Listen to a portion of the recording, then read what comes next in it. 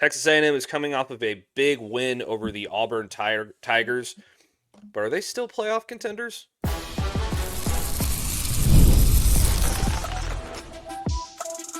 You are Locked On Aggies, your daily podcast on the Texas A&M Aggies, part of the Locked On Podcast Network. Your team every day. Welcome in. You are Locked On the Texas A&M Aggies. I am your host, Matt Galatzan, publisher of Texas A&M Aggies on SI. Thank you for making Locked On Aggies your first listen every single day. Part of Locked On Podcast Network, your team every day. Today's episode is brought to you by FanDuel. Right now, new customers can bet just $5. And if your bet wins, you'll get $300 in bonus bets to use across the app. Download the app today. We are coming at you with our second episode of the day. We're an evening edition of Locked On Aggies with my guy Harrison Reno here. We're going to talk about the Aggies' win over Auburn, how it affects our view of them as a playoff contender. Spoiler alert, I do think they are a playoff contender, but we'll get into that. And give you some Mississippi State players to watch for this weekend showdown with the Bulldogs in College Station, and break down the new AP Top 25 that had some interesting moving and shaking in there. So stick with us for those. But let's start off right from the top, Harrison. A&M won. They got the job done against the Tigers.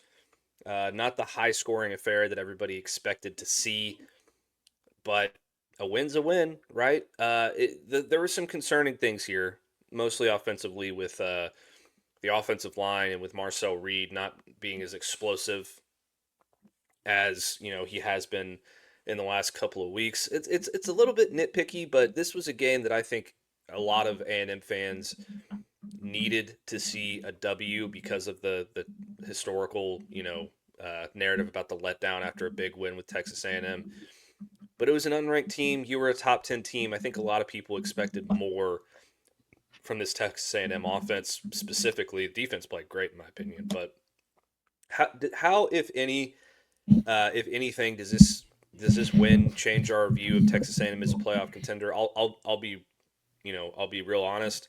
I don't think it changes it one bit for me, because all this did for me is show me that Texas A&M can win football games in multiple ways, even when it's not pretty. That's what I was going to say. I don't think it really does anything to me in terms of my thoughts on them long term. If they lost this game, certainly I would have been like, "Ooh, is this traditional Aggie, letdown after a big win?" And that wasn't the case. I mean, this easily could have been a game where if we came into the week or into last week knowing, hey, there's going to be 26 points scored in this game total, you're probably sitting there thinking, "Ooh, who does that favor?" Maybe some of y'all say that favors Auburn. I mean, because they had one of the top defenses. They played well versus Oklahoma. They gave Oklahoma trouble. So the fact that you only put up 16 points, really, I don't care. I mean, you find a way to win, and you got to do it in multiple ways. We've seen that over the years. You got to be able to win a knife fight. You got to be able to win a fist fight. You got to do it in both ways. Sometimes you're going to play in a phone booth. Sometimes you're going to be able to use all 53 and a half yards of that field and play wide open football. And this week, it was much more in a phone booth. You're in there having to fight the guy right in front of you, and you got to go get the dirty yards. And then on defense, what comes down to a 4th and 1 late in that game, and it stopped or gets stopped, you get the stop. You get the win. And Matt, I'm with you. I think this is a playoff contender. I think this is a team that's flown under the radar in the SEC coming into the offseason. I know that was a talking point that you and I had coming out of SEC Media Days. It's like the Aggies weren't really talked about much. It was the other team in Texas that was all the talk around the SEC. And now the narrative shifts. Texas A&M is one of the top 10 teams in the country. They're one of the top teams, the only remaining undefeated teams in the SEC at this point in time. The other one's Vanderbilt. Who else? Who else is undefeated in SEC play? Georgia just lost. Alabama's already lost. So there's already teams that have lost, but A&M's now one of the top remaining teams that are undefeated, and you're no longer someone being overlooked. You're now a front runner. I mean, here they are, undefeated teams overall: Ole Miss, Missouri, Vanderbilt, OU, Texas A&M. That's it. Outside of those teams, everybody else has a loss, and that's the thing. They didn't have a letdown in this game against an Auburn team, Matt, that was going to have some desperation because they lost a big game the week before. They lost to OU in a game they probably felt like they should have won if it wasn't for the controversy with the refs. And you went out there anyways, and you won the game. And it was a dirty game. It wasn't this clean, shootout that they had in South Bend. So I feel better about this team than I do coming out of it, because at the end of the day, you've shown you can win multiple ways. You've shown you can win a shootout. You've shown you can put up a crap ton of points and a crap ton of yards. And now you've shown when it's not there, when you don't have your A game, you can still win at your B or C game. I don't want to say it was a C game because you're in for 200 yards. That's probably a B game. Yeah, I mean, if I had told you coming into the season that the undefeated teams in the SEC heading into Week 6 were Ole Miss, Missouri, Vanderbilt, Oklahoma, and Texas A&M, I think you would have called me crazy. I'm not gonna lie. The Vandy won for sure. Yeah, the Vandy one for sure. I think a lot of people would not have expected Ole Miss to beat LSU heading into the season, especially having 3 SEC games before Week 6 is crazy. But Texas A&M, they just continue to find ways to win, whether it's the offensive showcase that they had against Notre Dame or the defensive slugfest that they had against Auburn. That's the sign of a great team. It doesn't matter what kind of game you're playing, you still find ways to win, and that's something that Texas A&M hasn't been able to do in the past, particularly under Jimbo Fisher. More, a little less so last year under Mike Elko. They were still figuring things out. It was year one. You give them a little bit of pass for that, but that's what championship teams do. They win games in multiple ways. Georgia and Texas, the 2 SEC title contenders last year, both did the same thing a lot last year. Texas had to score a lot of points to win some games. In other games, there was defensive slugfest, like the one in College Station against Texas A&M. And I think that's going to continue to be the case this year in the SEC. The teams that can win games in multiple ways will prove to be the ones that are there at the end. And if you kind of go down the list of SEC teams too, I'm not sure that there is a ton of teams who can win games multiple ways either. Ole Miss, they are probably one of the few because they shut down LSU. But what does that really mean right now? Because LSU's offense seems to be struggling a lot more than we anticipated heading into the year. Georgia has been giving up a lot of points defensively, which is kind of not what we're used to. Alabama has given up some points. Oklahoma looks like kind of a one-man show, and if things aren't going the right way with John Mateer, who's out for the next 4 weeks, then maybe they'll falter. Missouri hasn't really been tested yet, to my knowledge. We'll see how it shakes out for them. And I'll be honest, I haven't watched a lot of Vanderbilt football to this point, so I'm not really sure what their identity is outside of Diego Pavia. But it's Texas, run the ball and hold the clock. That's what that is. It's limit possessions and just hold that football for as long as you can. Yeah, it's Pav mania over there. Yeah, and Texas A&M is the one team that I think has proven they can win both ways. So and Oklahoma to an extent did it with Auburn, but I think Auburn got hosed in that game. But go watch my crossover pods with Zach Blackerby of Locked On Auburn if you want to hear more about that, because this is a Texas A&M podcast. All right, so we're both in agreement. Texas A&M is still a playoff contender. We both think that they're going to be there towards the end in the SEC play, especially the way the schedule is shaped up. I know the LSU offense just does not seem like a threat to anybody right now, so that game looks a lot better for Texas A&M, even though it's on the road at Death Valley at night, I assume. What's the first loss, Matt? I'm sorry. I think that's where you're going. My bad. What is when you look at the schedule? What is the first, if there is a loss? Which I think we're in a point in college football where everyone's going to have a loss. It's an imperfect game. It's an imperfect situation in college football right now. It's just with the way everything's kind of evened out. Where does A&M's loss come in? Heading into the year, I would have assumed either Notre Dame or LSU. Right now, they already beat Notre Dame. Right now, I feel pretty confident that they're going to be able to beat LSU. So I've got 2 contenders for you here, Harrison. I think Missouri on the road is going to be very difficult because they have the best running back in college football right now in Ahmad Hardy, who has just been tearing it up. I think he's got over 700. I think he's like 740 yards already through 5 games, which is crazy. So he's going to be an issue for them more than likely. The other one is a game we're going to talk about next in our next segment, which is Mississippi State. This is a team that is very, very difficult to play against because they can run the football. They play pretty good defense. Their quarterback is a pretty good game manager, and they commit penalties. That's probably their Achilles heel. They're very penalized, but they don't turn the ball over a whole lot, which is something that Texas A&M I think will need in that football game if Mississippi State's going to be able to control the clock. If they get by Mississippi State, which I think they will, and they get by LSU and Missouri, that Texas game is a coin toss as far as I'm concerned. So if Texas A&M is going to go undefeated in the regular season, I think this is one you got to look at. But we'll see where that first loss comes. Because I agree with you. I think it's very hard to find a team in college football that's going to go undefeated at any point. Yeah, within this conference for sure. I look at some Big Ten schedules and I'm like, yeah, you might go undefeated, but that's not because they're this, fantastic team. I was looking at the Oregon schedule the other day. Oregon might be the exception to that rule. Oregon may go undefeated because I think they have a 2-game season the rest of the way, if I remember correctly. If I remember looking at their schedule, they have like maybe 2 or more ranked opponents, 1 more ranked opponent, and then it's you're done.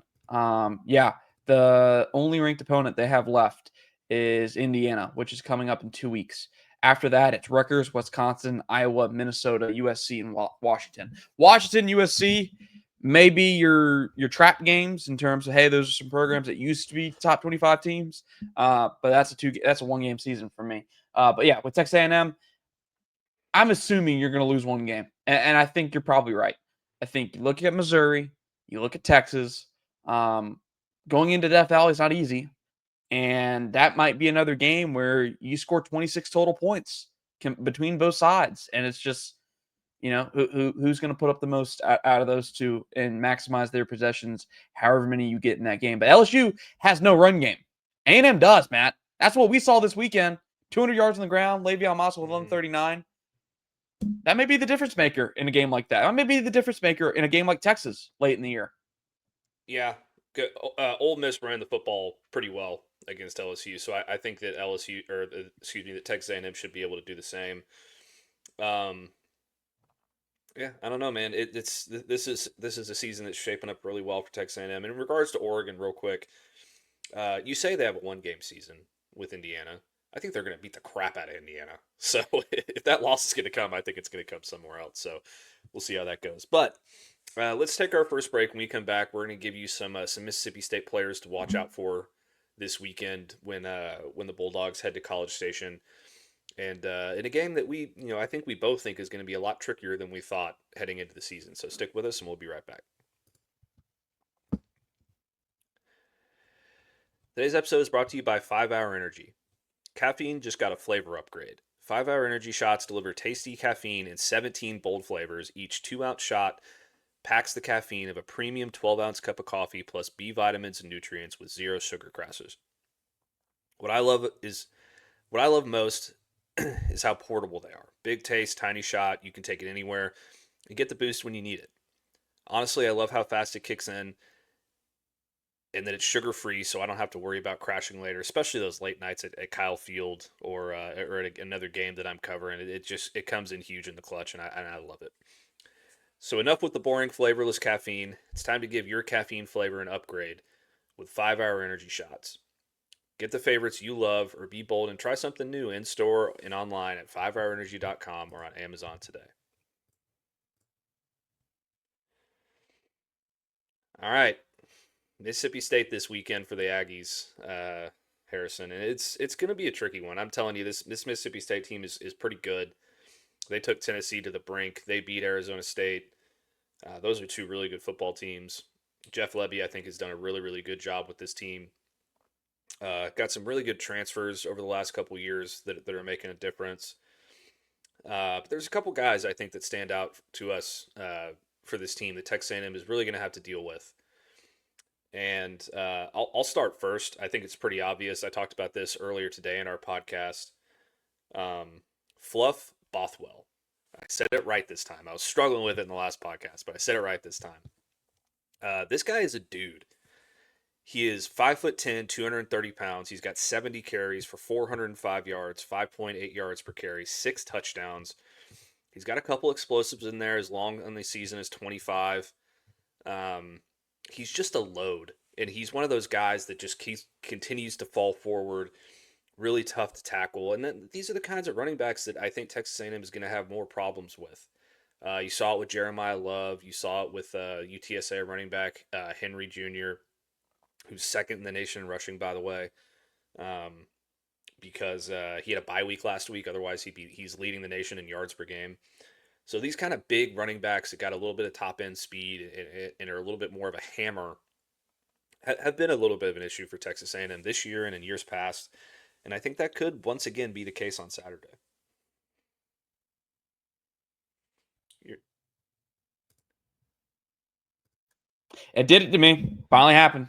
It happens elsewhere. Finally happened to me on this show. Yeah, I think it was particularly in that UTSA game where we came back after that show talking about a lot of some of the big runs they gave up were just guys getting out of gaps, not being gap disciplined, trying to make the great play instead of making the play that was expected of them. It's just gonna go back to that. Mississippi State, it's interesting. It was fun to watch them and Tennessee match up this past weekend, because they're both similar style of offenses. A little bit more veer and shoot. They're going to spread you out, try and get you to take advantage of the lighter box. And after the way A&M played this weekend with the defensive front, I'm kind of like, ooh, I feel almost better about it now. Saw they could rush the crap out of the passer. We talked about Auburn's offensive line being burnt toast. There were some times in that game where Auburn's offensive line was no match for Texas A&M's pass rush. I'm excited for this matchup. You get another chance to go up against a top tier or a really good running back. You already went up top tier running backs in Jadarian Price and Bryce Love, or Jadarian Price and Jeremiah Love, not Bryce Love, Stanford running back in the day for you college football fanatics. And I say back in the day, like 8 years ago. But for me, Matt, the first one I want to shout out is Isaac Smith on the defensive side of the ball. I didn't realize this, Matt, until I was doing a little bit of just research into the guy.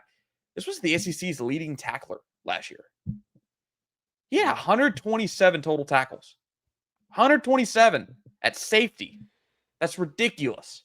And for a Mississippi State team, kind of like what you said, Jeff Lebby's doing a tremendous job. Not only because he was a winless SEC team last year, but he's doing it with a roster. He's turned it around with a roster that 80% of their players are first or second year guys in the program. 80%. He had 16 new players since January, 43 mid-years, which includes you signed off 5 offensive linemen, some tight ends, some defensive linemen, some receivers. Like, the turnover on this roster in just a year's time is insane. And the fact that they've gone out there and they got the big win over Arizona State. You took a Tennessee team to the brink, who took Georgia to the brink. It's impressive. Isaac Smith, for me, that's going to be the one that Aggie fans have to watch out for. When you kind of look at the scouting report on the guy, tremendous tackler, as we just told you. He's a physical guy. From what people were saying about him, who I guess watched Isaac Smith tape from a draft perspective, say he was kind of limited in coverage. Maybe not your best cover safety in the world. Maybe that's a guy A&M tries to attack. I'm not sure. We'll find out this weekend, though. But yeah, Isaac Smith, 127 tackles from safety. That catches my attention pretty quickly. That's insane. Yeah, that's a lot of tackles for a safety. You don't really typically see that very often. So you got to love that for Isaac Smith. I'm going to give you one more on the offensive side of the ball. And this is a guy that you got to watch out for in space. He's the guy that won them the game against Arizona State. He's explosive. He's fast. Brennan Thompson, wide receiver, former Texas wide receiver. He transferred to Mississippi State.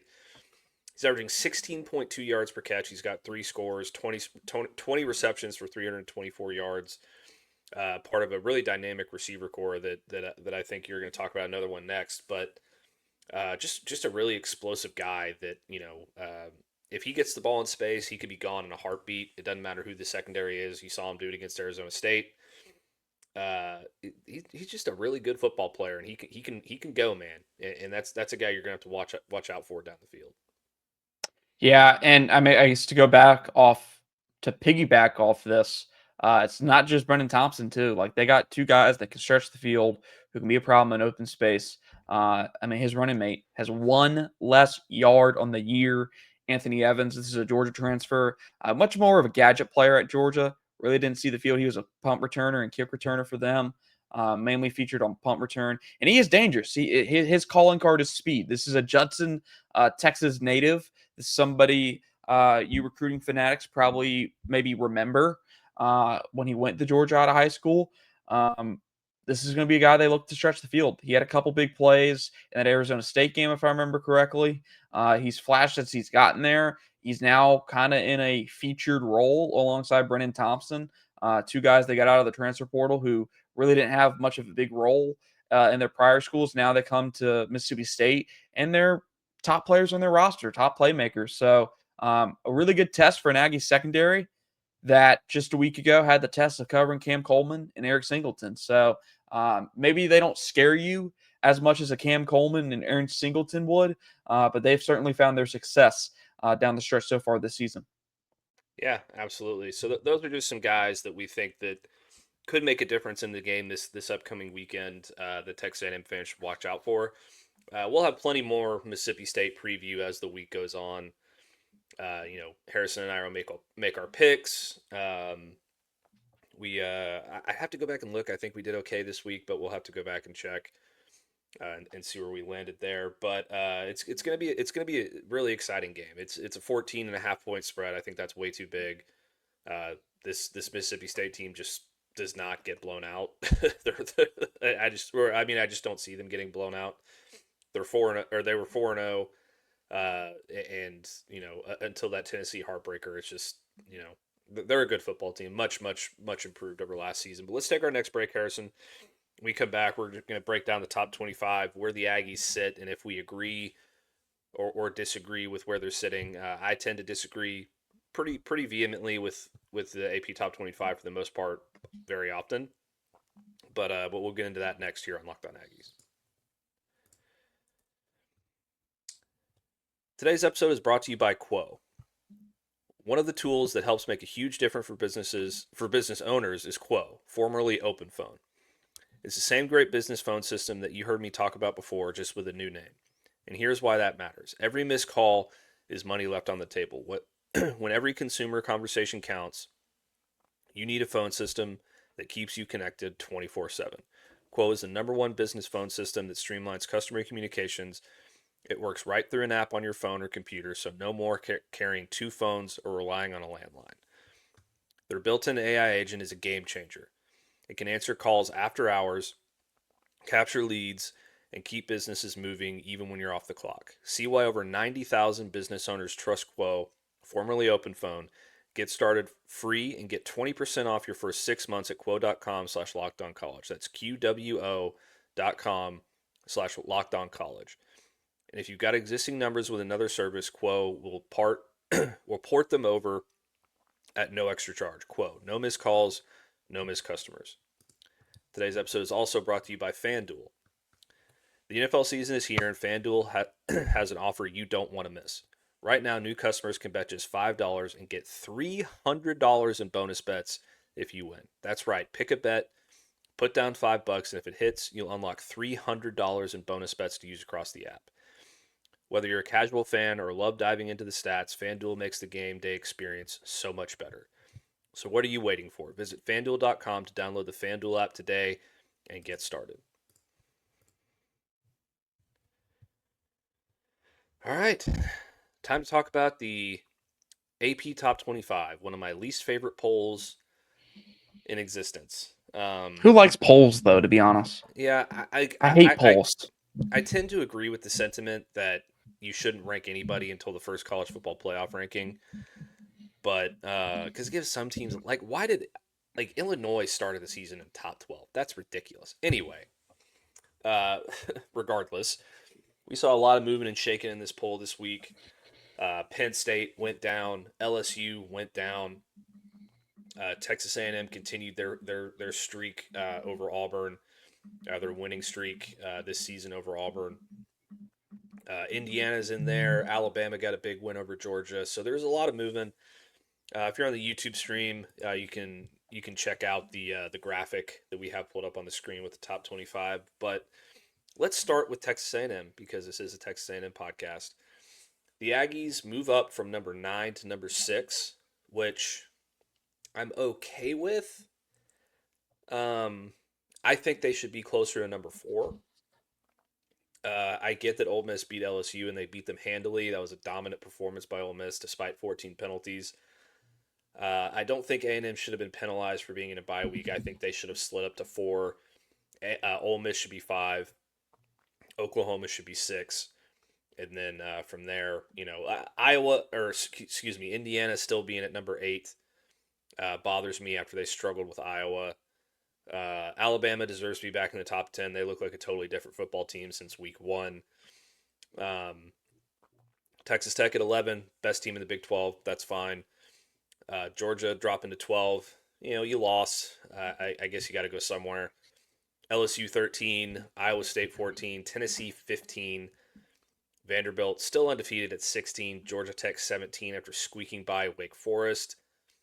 Florida State dropping all the way to 18 after that awful loss to Virginia. Can't lose that one. Missouri 19, Michigan 20, Notre Dame 21, Illinois 22, BYU 23. Virginia makes their way into the top 25 after the big upset over Florida State at number 24. And Arizona State gets back in after a big win over TCU at number 25. A&M should be higher, right?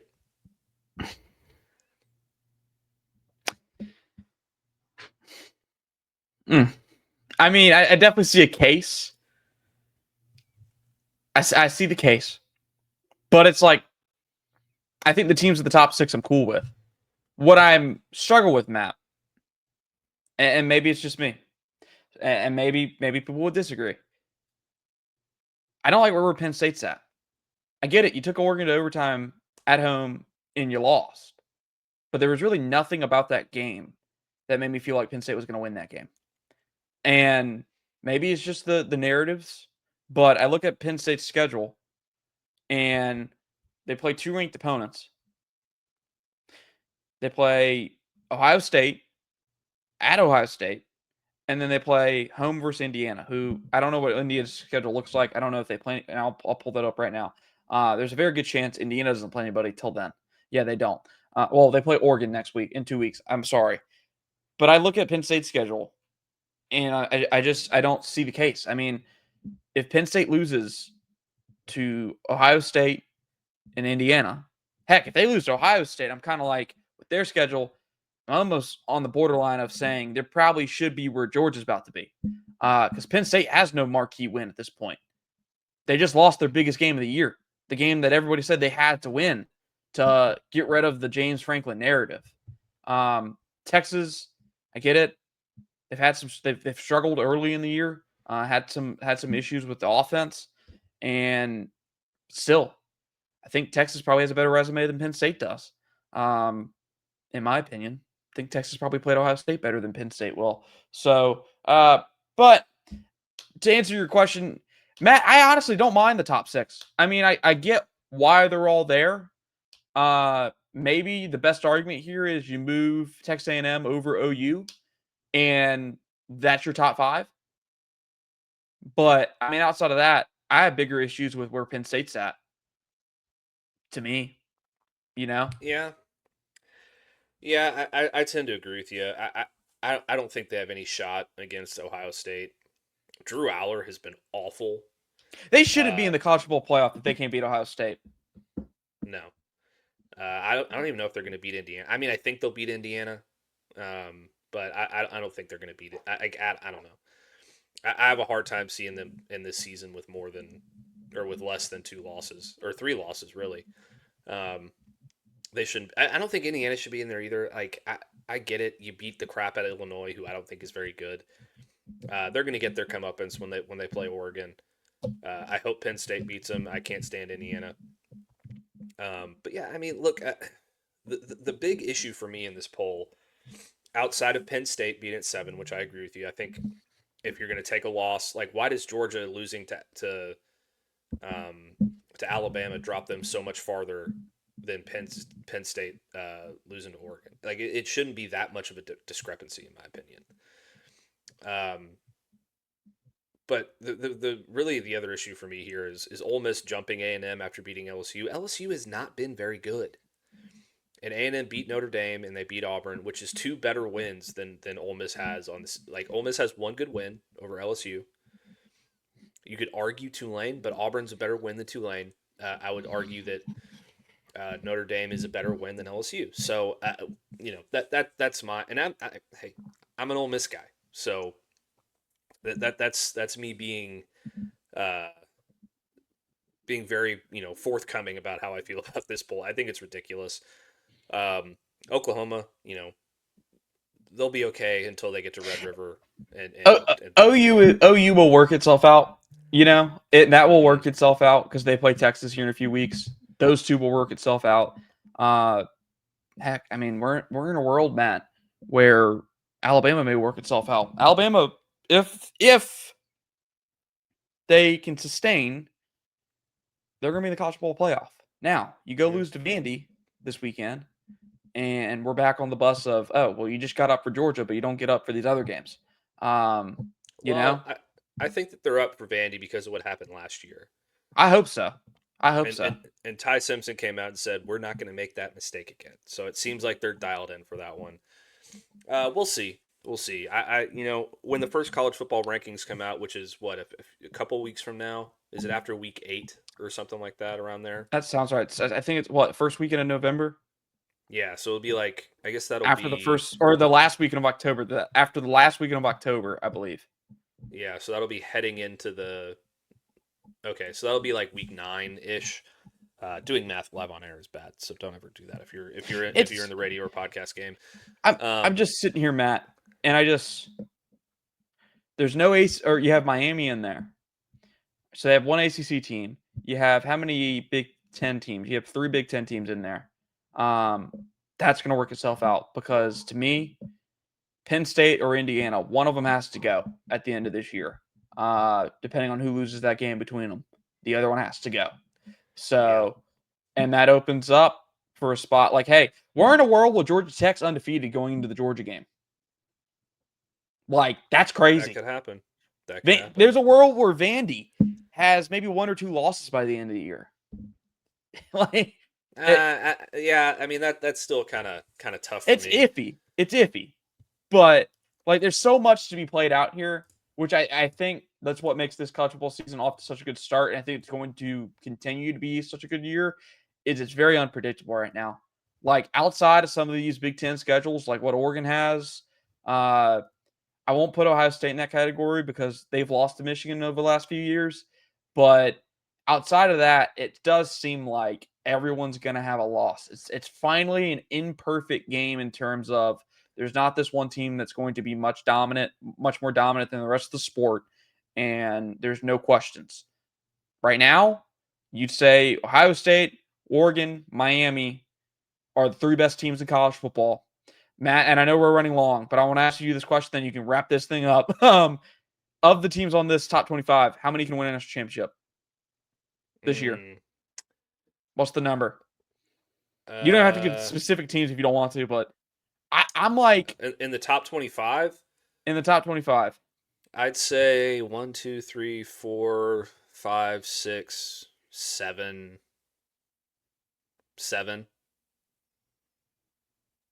That's what I was gonna say. I think there's no more than 10. I'd say Ohio State, Oregon, Miami, Ole Miss, Texas A&M, Texas, Alabama, and Georgia are probably the teams that can win it. I'm with you. I think there's no more than 10 and no less than 7. Yeah. Agree. By the way, Vanderbilt is currently 5-0, and their next 5 of the remaining schedule, I should say, is at Alabama, LSU, Missouri, at Texas, Auburn, Kentucky, at Tennessee. There is still a world where Vanderbilt also finishes 6-6. So My apologies. My apologies. I didn't realize the we'll, schedule was that brutal. we'll see where that goes. But that's going to do it for another episode of Locked On Aggies. Thank you so much for making Locked On Aggies your first listen every single day. But it's another big moment for Locked On. College football fans, Locked On and Fire TV present College Football Kickoff, your ultimate college football weekly preview. Drake Toll of Locked On Big 12 leads the conversation alongside two-time AP Coach of the Year Gary Patterson, former college star Jesse Holley, and Locked On's local experts. It's college football playoff preview that only Locked On can do. Catch college football kickoff every Thursday throughout the season only on Fire TV. Don't forget to like the video, subscribe to our channel, subscribe to our podcast. Give me a follow on X at Matt Galatzan, and give Harrison a follow on X at Harrison Reno. And we will see you next time. Vanderbilt, 10-2. What are you thinking?